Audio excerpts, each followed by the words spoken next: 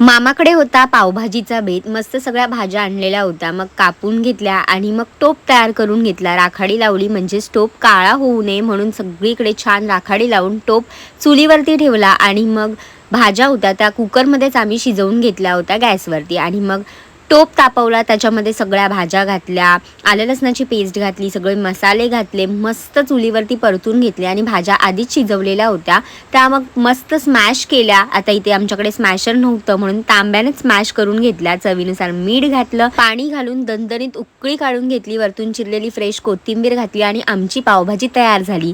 मग फायनल स्टेपसाठी पुन्हा बारीक कांदा चिरून घेतला. इकडे मी प्लेट्स लावून घेतल्या आणि गरमागरम भाजीना सर्व करून घेतली.